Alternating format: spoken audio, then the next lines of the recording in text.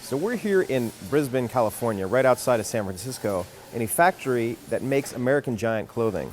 They turn this into this. I'm John Biggs, and this is TechCrunch Makers.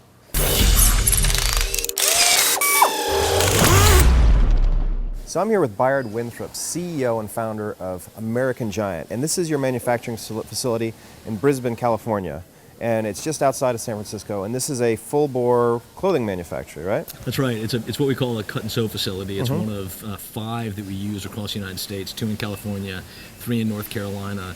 This one is particularly valuable to us because it's so close to our headquarters in San Francisco, so it allows us to take a pretty hands-on approach to maintaining quality and seeing what's actually happening on the day-to-day basis with the product that we're making. So tell us a little bit about American Giant. Obviously, the hoodie is a fairly popular accoutrement out here in the Valley, so that's what you guys make, right? Yeah, we sort of, the business was founded on the basic idea that the dirty secret about the apparel industry today is that most of the cost and the clothes that we wear are chewed up in things that have nothing at all to do with the actual manufacturing of the garment, the quality of the materials, the quality of the sewers.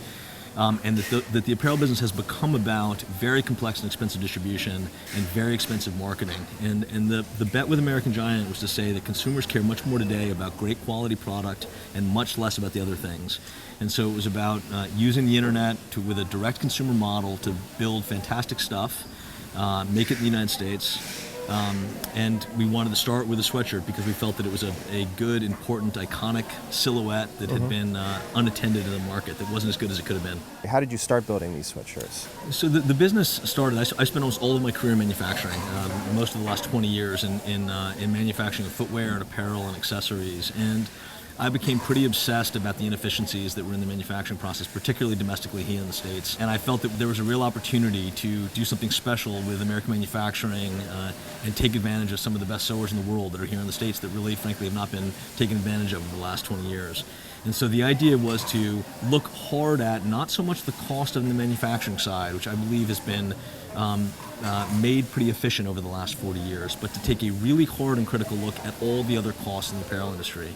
And so the idea there was to use the internet to eliminate as much of the ancillary costs as we could, sell direct to customers, and invest in very top quality product, and do that so well that consumers would tell one another about it and grow the brand that way. The real benefit that proximity gets us as a brand from a production standpoint is it allows me to do exactly what we're doing today, which is to be physically on the floor at a plant that is making our product. And that, from a quality standpoint, allows us to keep a much tighter level of control over the product we're producing. From a financial standpoint, it allows us to manage our business financially much more efficiently so that we can maintain profitability better than when you're many, many, many thousands of miles away from factories with cultural barriers, language barriers, time zone barriers. So I think there's some practical advantage to being local. So why don't we walk through this factory? Great. You see these factories almost all the time in like magazine articles. If you wanted to explain a little bit what's going on in here. Yeah, great. So I think that what's typical about cut and sew facilities is they look very similar to one to another. What happens in a place like this is you're seeing, and you're gonna, as we sort of walk through it, you'll see more and more operators actually sewing garments. Before this in the process is a long line of the supply chain. It begins with, in our case, literally cotton in the ground, and goes through the steps from cotton ginners to knitters to yarning facilities to dyeing and finishing facilities to the cutting process where the garments are actually cut into shapes to be made, and then finally into sewing, and then into bagging and tagging and inspection. So you're going to see the final steps of that today.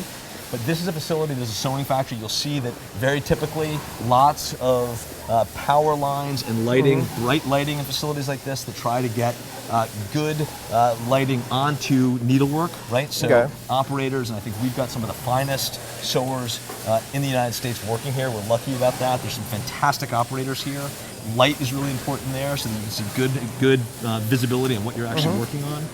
And modular sew lines, so you're seeing an awful lot of operations change from day to day. If we came back here in 2 weeks, the configuration of these lines would change a little bit depending on what's being pushed through. So there's so much handwork involved in almost every single one of these pieces. That's right. How much can this be automated, really? Yeah, so I think one of the things, the reason why, and a lot of the stuff that has been in the news recently about places like Bangladesh, one of the things about the sewing business is it chases the cheapest labor in the world, the way the apparel industry is built today. Because it is one of those businesses that is easy to enter into, right? That a lot of people can get into sewing, and it's hard to automate. So I think our feeling is maybe a little counterintuitive. We think that the labor that is going into our product is in fact a big, important part of the quality and value chain. So I think a lot of brands tend to look at that as a cost center. We look at it as an integral part to the quality component to our product. We don't think automation is going to change the business very much. We think it's inherent in the sewing space that it's going to be a manual, hands-on thing.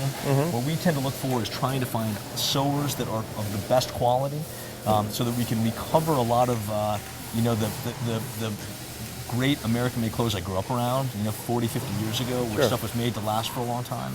Reclaiming that sort of skilled labor is something that's really, really important to us as a brand. One of the challenges that we are facing is hiring great sewers, right? And scaling up with that. And so, we are hiring sewers as fast as we can right now to address exactly that problem. Okay. And I think this is a fun area because this is quality control, final inspection. Yep. So what you're seeing these women do right now is, if you sort of pan down the line, everything from trimming. So typically in a sewing process, you'll see finishing thread. So there'll be 1 inch, 2, 3 inches of excess thread. So this woman is trimming those, cleaning the garment up, getting ready for sale. Snapping up the garment, you'll see lint work going on down there, just removing any lint that may have been picked up. Stray thread is happening. Just cleaning up the garment, giving a final set of inspection standards. So there's a whole bunch of specs that we have around garments that are sizing related, that are stitch line related. These are all getting checked against, and then folded, bagged, tagged, ready to get shipped to a customer. And what does it take? So say I want to do a Kickstarter or I want to do a crowdfunding thing. Yeah. Would the average person be able to produce in this kind of factory? Is that possible? Are there smaller ways to do this? I think there are, right? I mean, at the end of the day, when you think about sewing, it's a fairly rudimentary thing, right? If our moms taught you and I how to sew, we could go sew a shirt. So the sewing industry, you can deconstruct down to its most basic level fairly easily. I think the trick is having all the moving parts come together well. It gets a little more complicated there when you're trying to get great fabric and great construction, great design. So I think, if you look at this garment, for example, here, which is one of our women's baseball jackets.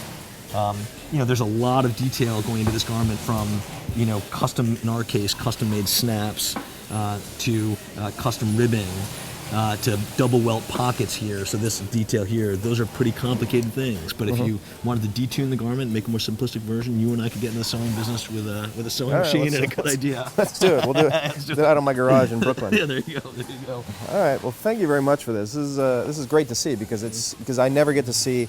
We've done all sorts of visits. We've seen the cloth companies. We've seen headphone companies. We've seen all kinds of great stuff, but we've never actually seen clothing being put together. And when you look at one of these spaces, you're saying, what is this space? And why is all this work being done? And then you realize that all this, it's handwork, essentially, which is insane. And it's great to have you guys. Everything. I think it's an important, the sort of skilled labor that is happening all around us is a pretty important thing, we think. And it's great to have people seeing it, because they're impressive people here with a lot of talent, and it's something that I think we need to be celebrating more. We're pretty proud of it. All right. So thanks for coming. All right, I'm John Biggs with TechCrunch Makers. We are here at American Giant's manufacturing facility. Thanks for watching.